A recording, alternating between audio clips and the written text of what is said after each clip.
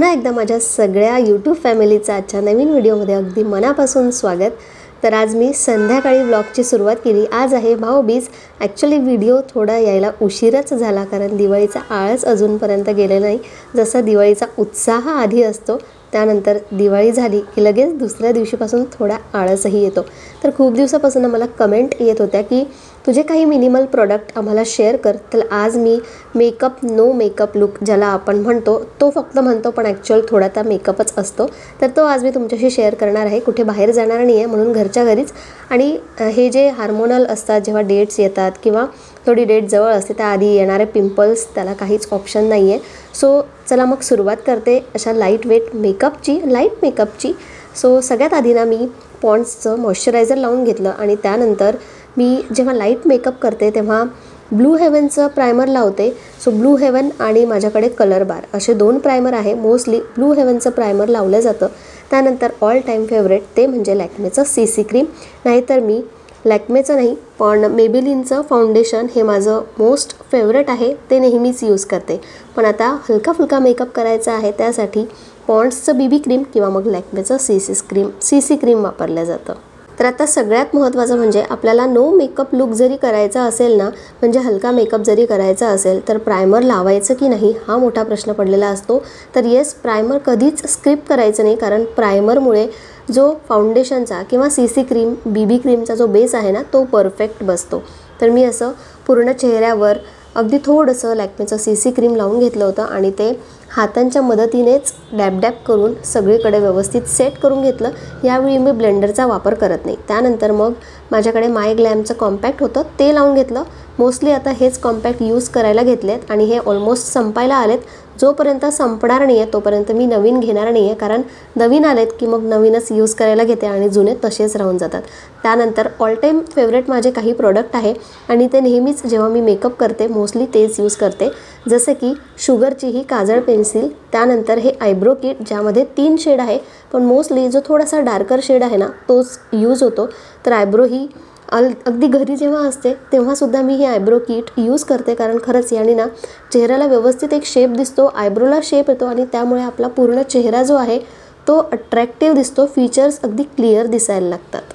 आणि जसं मी बोलले की हलका जरी मेकअप असला तरी काही प्रोडक्ट माझे फेवरेट आहेत, त्यामधलंच हे एक शुगरचं पॅलेट आणि ही एक आयशॅडो पॅलेट आहे। तर जेव्हा हलका मेकअप करायचा असेल तर शुगर पॅलेटमधलं जे आहे 3 in 1 पॅलेट त्यातलं ब्लशर न वापरता मी यामध्ये जे आयशॅडो आहेत ना थोडंसं ऑरेंज शेडमध्ये आहे, एक डार्क ऑरेंज आहे, एक लाईट ऑरेंज आहे आणि साईडला तुम्हाला पिंक आणि रेड कलर दिसतोय।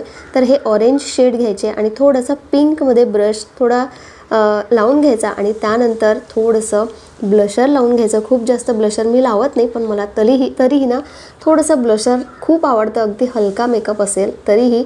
सो बघा अशा पद्धतीने मस्त ब्लशर लावून घेतलं आणि खूप हलकं फुलकं लावते। आय डोंट नो आता ते व्हिडिओमध्ये कितपत दिसेल पण ॲक्च्युअल रिअलमध्ये बघताना ते खूप लाईट वेट आणि खूप अगदी पिंकिश टोन वाटतं।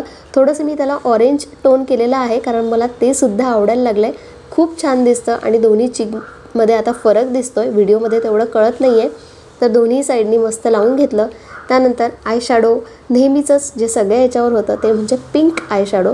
सो पिंक शेड थोडासा लावून घेतला आणि त्याला एक गोल्डन टच दिला जो त्यामध्येच आहे। या आयशॅडो पॅलेटची लिंक मी देते, खूप मस्त आणि सगळ्यात महत्त्वाचं म्हणजे खूपच स्वस्त आहे आणि असं नाही आहे की खराब प्रोडक्ट आहे। कधी ना स्वस्त प्रोडक्ट खराब असतात पण हे त्यातलं नाही आहे। आणि शुगरचं पॅलेटही तुमच्याकडे एकदा तुम्ही घेऊन ठेवलं की 3 ते 4 वर्ष तुम्ही आरामात ते वापरू शकता। त्यानंतर अगदी छोटेसे जे जस्ट हर्ब्सच्या लिपस्टिक येतात 16 लिपस्टिक, त्यापैकी अगदी न्यूड शेड मी लावून घेतला आणि खूप नॅचरल मेकअप दिसत होता। तर सगळा मेकअप झालेला आहे, आता राहिला तो फक्त हायलायटर। आणि हायलायटरही का यूज करायचं तर आपण जो मेकअप केला आहे तो अजून उठून दिसला पाहिजे, आपले फीचर्स उठून दिसले पाहिजे। काही लाईट पडताना जे हायलायटेड आहेत ना ते अजून हायलाईट झाले पाहिजे, यासाठी आपण हायलायटर लावतो। केस मोकळे सोडणार आहे व्यवस्थित, आता मस्त असा ड्रेस घालणार आहे, कानातले त्यानंतर टिकली लावायची बाकी आहे, हे सगळं करायचं आहे आणि पटकन रेडी होते। आणि त्यानंतर बघा की लुकमध्ये किती फरक दिसतो।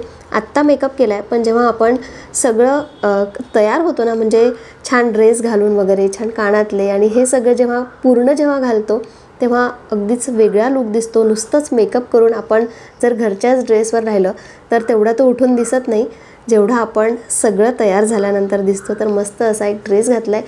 आता चंद्राला तर मी बऱ्याच वेळ बघत होते की चंद्राची कोर तरी दिसते का, पण अजूनपर्यंत तरी दिसली नाही. आता खूप वेळ वाट बघणार नाही. तयार तर मी झालेच आहे. रियांश खेळण्यामध्ये इतका बिझी आहे ना, रियांशच नाही मला वाटतं सगळीच मुलं दिवसभर खेळतायत आणि खेळतात. फटाके उडवत आहेत, फुलझडी, पॉमपॉम आणि बाकीचे इतर छोटे मोठे जे लॉबीमध्ये लावत आहेत ते सगळे फटाके उडवणं चालू आहे.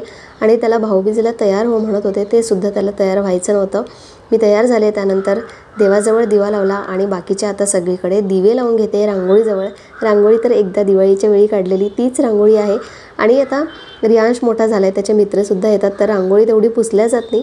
आणि रोजचं जेव्हा पुसणं होतं तेव्हा साईडनी पुसून घेते. रांगोळी तशीच ठेवली कारण एका रांगोळीसाठी खूप मेहनत लागली. सो 3 ते 4 दिवस तरी राहिलीच पाहिजे रांगोळी. तर चला आता पटापट सगळीकडे दिवा लावते आणि त्यानंतर मग चंद्राला ओवाळते.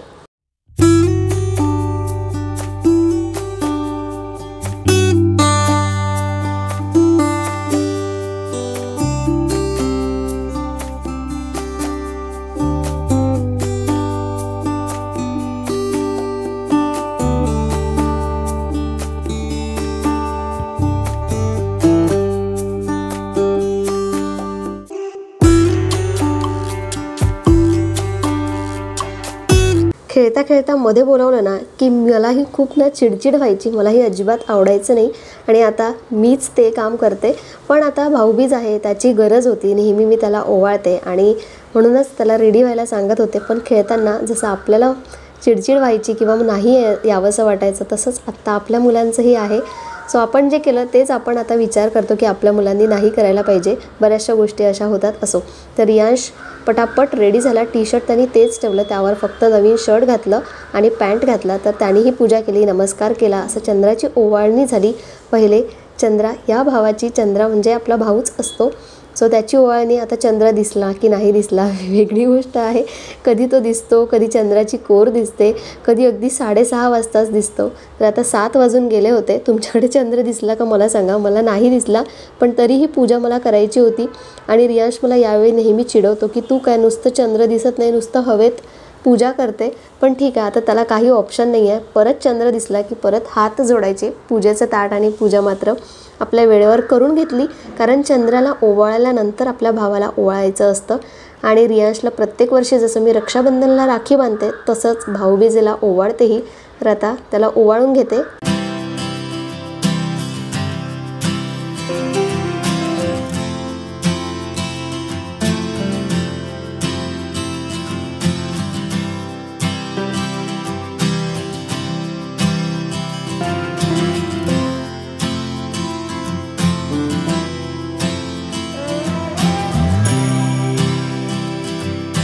रक्षाबंधन, भाऊबीज या प्रत्येक वेळेला मी त्याच्यासाठी काही ना काही गिफ्ट आणायचे.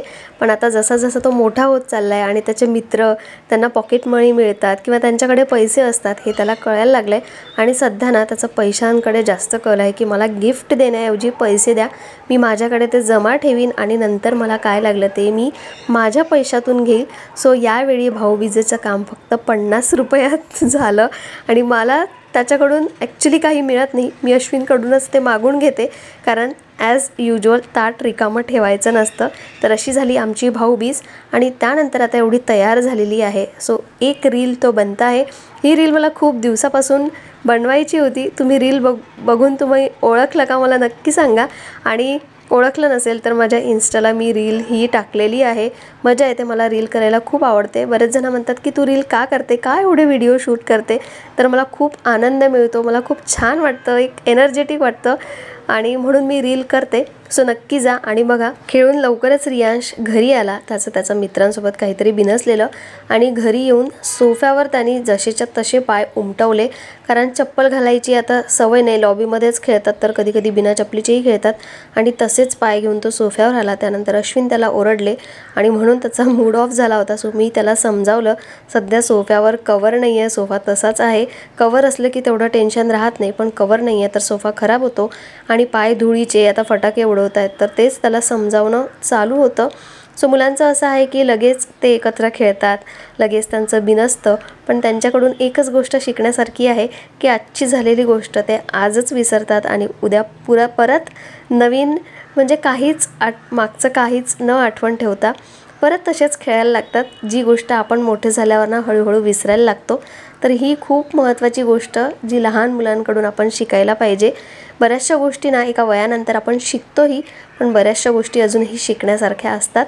सो आता थोडीशी स्वयंपाकाची तयारी म्हणजेच रात्रीच्या डिनरची तयारी आणि थोडंसं सामान घ्यायचं होतं. त्यानंतर जसं मी बोलले की ताट रिकामं ठेवायचं नाही आणि घरात पैसे नव्हते कारण कालच पाडव्याला ताटात टाकायसाठी पैसे नव्हते. तर आज म्हटलं की आज तर पैसे काढायलाच हवे कारण कालही ताट नुसतं 50 रुपये टाकलेले आणि आजच्या ताटामध्ये मला जेवढे टाकायचे तेवढे तर टाकावेच लागतील, पैसे काढले. सो आजचा प्लॅन ना डिनरचा पावभाजीचा होता. आधीपासूनच प्रिपरेशन होती, फक्त पाव वेळेवर आणायचे होते. आणि मजा येते आजकाल ना असं रात्रीचं फिरायला गाडीवर, कारण सगळीकडे लाईटिंग आणि मस्त वाटतं. फिरण्यातही एक मजा असते. नॉर्मलही तसंच आम्ही फिरत असतो, पण यावेळी जरा जास्त ही जी लाईन आहे क्रोमा स्टार बाजार, ही लाईन तर मस्त लाईटिंगनी भरलेली असते, खूप मजा येते.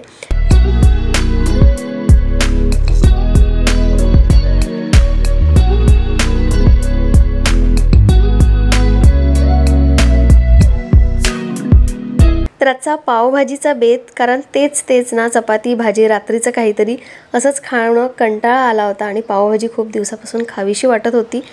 तर आज पावभाजी बनवली, पाव आणले. आता लगेचच पावभाजीही रेडी आहे आणि पावही शेकून घेते मस्त. आणि पावभाजी बनवताना ना मी तिखट पावभाजी कधीच बनवत नाही, कारण भाजी आमच्या तिघांनाही खूप आवडते. पाव जरी नसले तरी आम्ही नुसतं ती भाजी खाऊ शकतो, पण तिखट बनवली की भाजी कमी खाल्ल्या जाते. म्हणून मी कधीच पावभाजीची भाजी आहे ती तिखट बनवत नाही, अगदी मीडियम बनवते, म्हणजे नुसतंही खाता येते. तर चला आता पटापट पाव शेकून घेते.